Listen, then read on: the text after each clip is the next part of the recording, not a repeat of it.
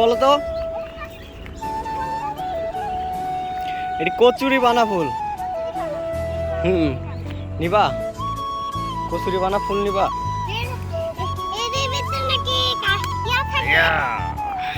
দেখছো কচুরি? হ্যাঁ, এই নাও, এই নাও। তুমি এগুলো কি নিছো? এগুলো কি ফুল?